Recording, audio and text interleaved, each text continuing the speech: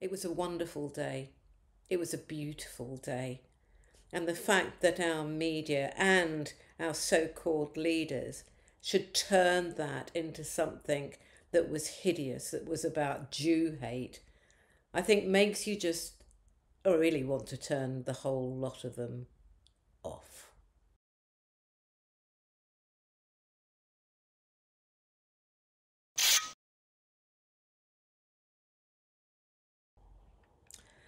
So, like many of you, I think the last couple of weeks has been pretty awful. I haven't been sleeping that well. I'm sure millions of people have not been sleeping that well with the awfulness of what's been going on. And the awfulness has just so many levels, doesn't it? I'm going to start with the march, and I know that's the simple thing, that's the one that's happening here, because like many people, I went on a march. In fact, I went with my kids, I went with my grandchildren, and what I saw there was a very diverse, and not just, by the way, racially diverse. People always think you're saying that, but diverse in terms of kind of socio-economic. Um, I was in the Jewish bloc. There were, I don't know how many Jews. I mean, it's impossible to count, but the Jewish bloc was pretty big. I only saw, I mean, they're saying it was estimates of between 100,000 and 500,000. I would say it was more like 300,000. It was massive. It was certainly the biggest march I've been on since Iraq. And there were lots of children actually, and I saw no signs of trouble. Now, what you've got to think now is that even if we take the lowest estimate, that's 100,000 people, there were 9 arrests. So from 9 arrests, we have been called a mob, we've been called racist, we've been called jihadists, we've been called Jew haters. Many people there were Jews. What was interesting, of course, is that when you look at the photos of the march, they very much home in on a certain kind of profile of people. I didn't notice, for example, any of the Jewish bloc getting any actual publicity from the mainstream media. And what they do is they'll have a whole load of pictures. They won't show you the children who were there, the families who were there, the doctors in their scrubs who were there, the teachers who were there, the ancillary workers, the fire brigade. They won't show you any of that. They'll show you, and this reflects their own prejudice, of course, young Muslim males, often doing things like you do at a festival, like standing on top of a bus stop. I even really hardly saw anybody wearing masks. Suddenly, masks has become a big thing. I saw, I think, 2 people with keffiyehs over their faces. And to tell you the truth, given the kind of persecution people have been getting for having gone on this march, I'm not surprised they were doing that. Now, we're told, on the one hand, that Jews, not many Jews or most Jews or some Jews, but that Jews are hiding in their rooms, that they're scared to go to school, that they're having to be guarded. I have to tell you that none of my Jewish friends are in any way scared or frightened. So, what you seem to have is that some Jews, and they're Zionist Jews, seem to be frightened, that fear is in itself being weaponized. But yesterday, I caught this on Twitter. Now, just have a look at it, because what it shows is a Jewish school in London singing the national anthem of Israel. Well, the children are singing the national, waving Israeli flags, and it was posted online. Now, I found this very confusing because I thought to myself, surely, if these people are scared, why are they doing this? I know in my grandchildren's school, you never, ever, ever put pictures of your children on any social media, even if it's for Christmas or if it's for Halloween or whatever it is for. So it's really odd what's going on. It's like this topsy-turvy world where lies is truth and truth are lies, and there's a lot of that going on at the moment, isn't there?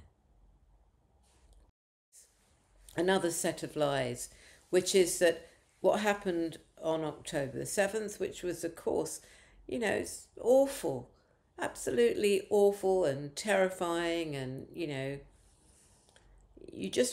do actually have to feel that to experience that would be terrifying and awful. One of the worst atrocities that's ever happened in world history. Who said that? Boris Johnson. In fact, it's being said a lot that this is like another Holocaust. It's another Holocaust. Who said that?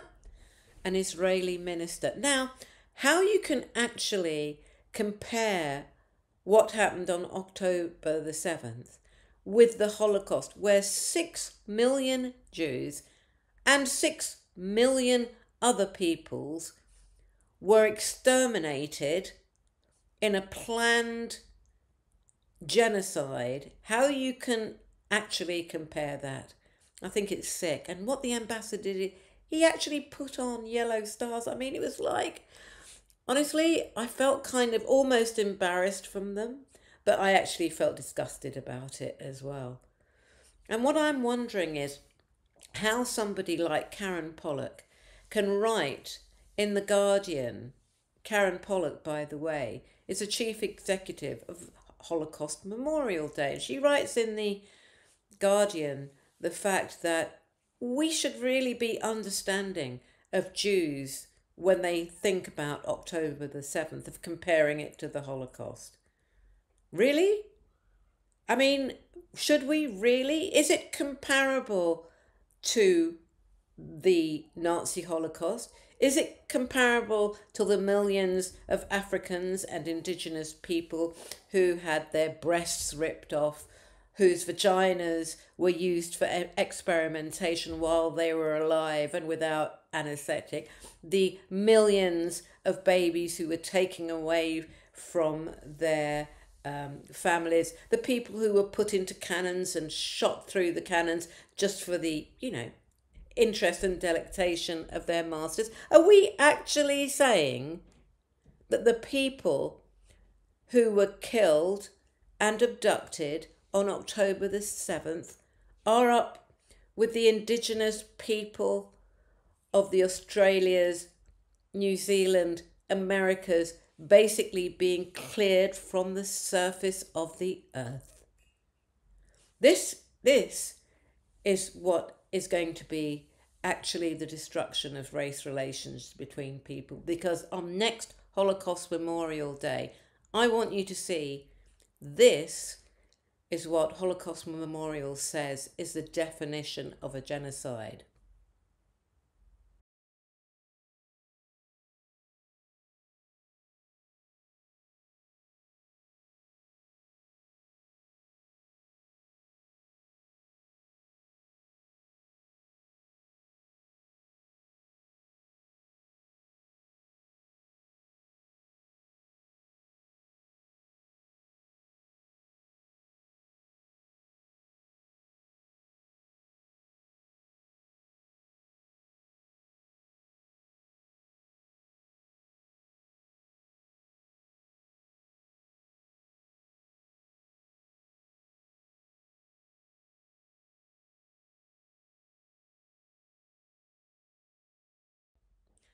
Now, anyone who doesn't agree that that's what the Palestinians are going through at the moment shouldn't be working for Holocaust Memorial Day. And for me, unless that is accepted in Holocaust Memorial Day as a genocide, I will have no interest in actually acknowledging it in any way, because it becomes clearer and clearer that those state funded institutions aren't actually there to say never again means never again for everybody.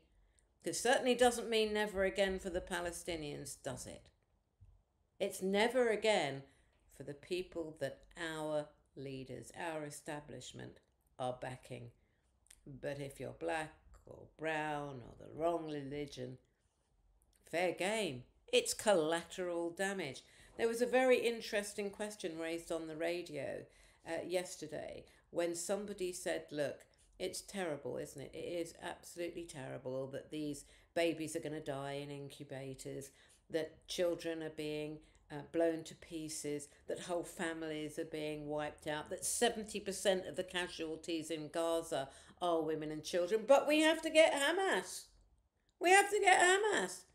And the interviewer actually said to him, now, if these were kidnapped Israelis being hidden in Israel in underground tunnels, and to get to them, the Israeli army had to kill 8,000 so far, and counting, half of those being women and children, people. Would you accept that as being collateral damage?